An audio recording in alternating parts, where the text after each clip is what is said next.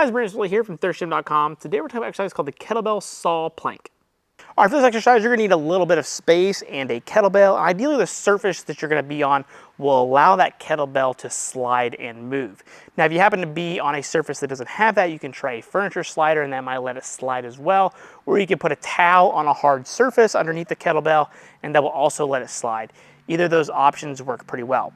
Once you've got that figured out though, we're then going to take our kettlebell and we're actually going to place it on its side like this. So this is going to be our handle. And then we're going to get in a normal plank position here. So I like to coach the plank with my palms down rather than fists up, but you do whatever you prefer to do, but I find it's harder and I get more serratus activation. It's going to make the plank a little bit harder.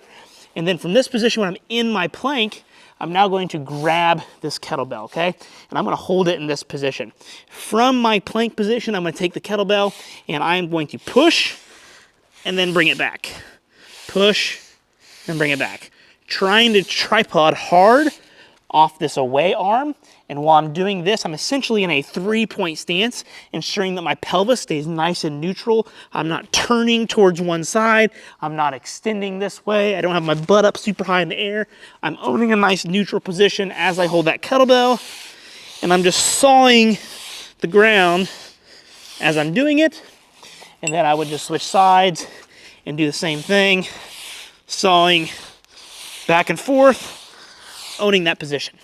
Now, the way that you're gonna make this harder is twofold. One, you do more repetitions with the weight that you have, or you increase the load of the kettlebell that you have to be able to make it a little more difficult.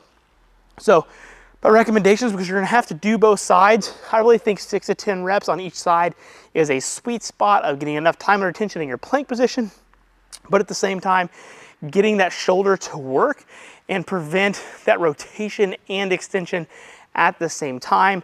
This is essentially a very challenging plank position, and it's going to also get some pressing and a lot of serratus activation on both sides in terms of how you're pushing down, but also as you're reaching overhead, getting that reach. That's gonna get our serratus involved out in front of us while we do that.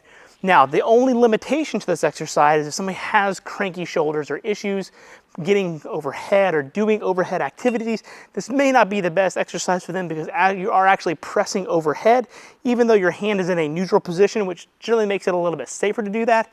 Some people may have issues with that, and just make sure that you understand that that could be a real possibility. Outside of that, this is a very challenging plank exercise. I would build your clients or athletes or yourself up to this exercise just because of how challenging it can be. So again, 2 to 4 sets, 6 to 10 reps per side to really up your abdominal and plank game. So give this variation a try. If you got any questions, let me know in the comment section below. Thanks, have a great day.